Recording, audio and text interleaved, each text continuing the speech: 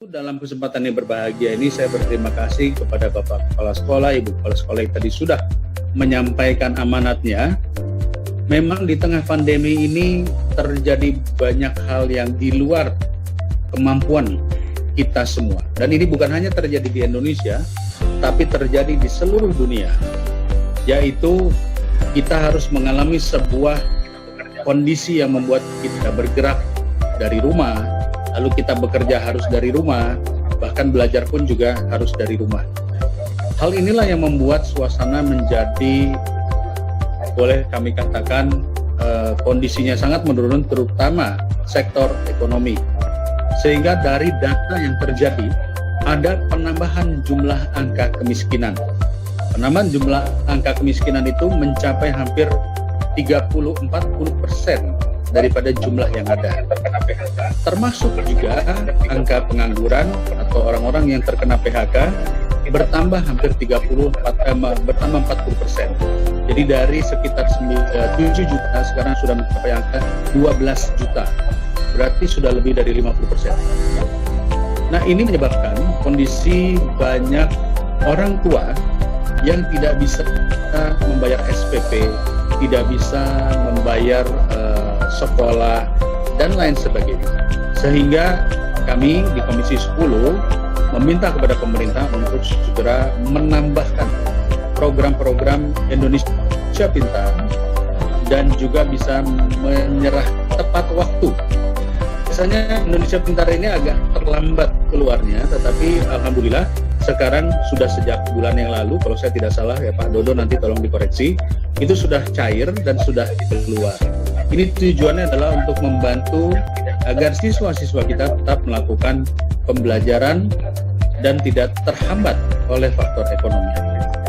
Yang kedua, tentunya dalam kesempatan yang berbahagia ini, saya juga ingin menyampaikan, benar, kalau siswanya mungkin saat ini sudah bisa kita dorong mendapatkan kuota pulsa, ya, lalu kemudian juga PIP, tetapi guru-gurunya baru mendapatkan pulsa saja, mendapatkan kuota. Bagaimana dengan tenaga-tenaga honorer lainnya? Sebetulnya dalam BOS yang kemarin itu juga sudah kami dorong agar bisa dialokasikan juga untuk tenaga honorer sampai 50% dari dana BOS. Sebetulnya itu sudah ada aturannya, hanya sayangnya tidak semua sekolah, terutama swasta, yang bisa melaksanakan karena dana BOS-nya hanya kecil. Oleh karena itu, kami membuat kebijakan di tahun 2021, dana BOS itu nanti akan diberikan, digelontorkan kepada kabupaten kota, sehingga kabupaten kota nanti akan menghitung dengan tepat berapa sesungguhnya kebutuhan daripada sekolah, ya. Sehingga tidak ada lagi nanti cerita bahwa dana BOS dikelola tidak fair atau mungkin tenaga honorer tidak dapat. Nanti ada komponen-komponen biaya sekolah yang itu akan dilaporkan kepada Dinas Pendidikan dan dipantau sehingga nanti kabupaten kota akan langsung bisa melihat sekolah ini yang harus dipenuhi pertama adalah biaya operasionalnya dan sisanya baru bisa dilakukan untuk yang lainnya. Selama ini banyak dana BOS bagi sekolah-sekolah yang membesar, muridnya banyak, mereka akhirnya memiliki dana yang cukup besar dan akhirnya bisa berinvestasi, bikin lapangan, bikin kelas, dan akhirnya yang tambah banyak. Sementara banyak sekolah-sekolah yang katakanlah karena muridnya sedikit, dapat dana BOS-nya yang sedikit, sehingga akhirnya tidak bisa melakukan investasi. Nah, insya Allah tahun 2021 kita akan rumuskan agar ada azas keadilan. Jadi sekolah-sekolah yang kecil pun mendapatkan azas keadilan untuk bisa menanggung biaya operasional. Itu yang bisa saya sampaikan untuk sementara.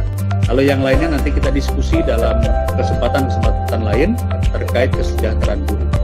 Bapak-bapak, ibu-ibu, dan juga adik-adik yang saya hormati, yang ketiga dalam kesempatan yang berbahagia ini, saya juga ingin menyampaikan kepada bapak-bapak ibu sekalian bahwa ada isu yang mengatakan bahwa beberapa mata pelajaran seperti agama, sejarah akan ditiadakan. Saya jawab, sudah langsung minta kepada menterinya bahwa hal itu tidak benar. Jadi pelajaran sejarah, pelajaran agama wajib. Ya, demikian juga nanti ada pelajaran di pekerti Pancasila itu juga akan tetap menjadi satu kewajiban.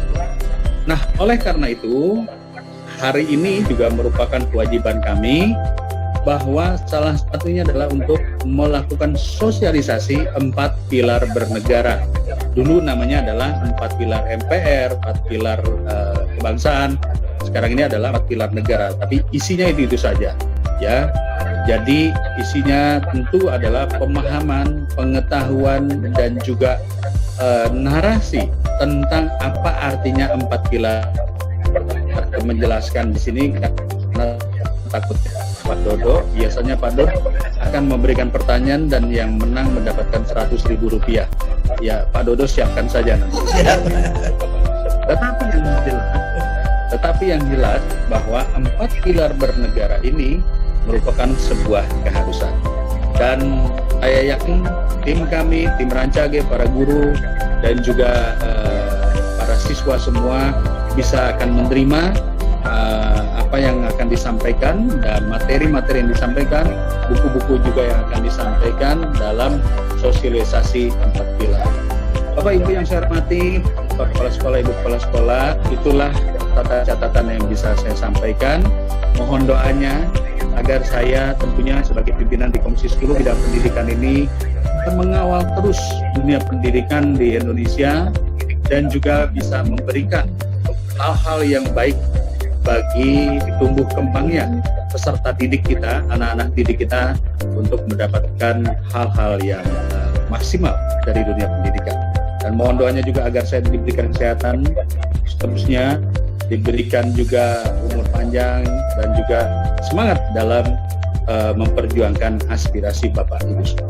Kami, keluarga besar SMK Bina Esa Kabupaten Bandung Barat, mengucapkan terima kasih kepada Wakil Ketua Komisi 10 DPR RI, Bapak Haji Dede Yusuf Macan Effendi, STMSI, atas bantuan program Indonesia Pintar.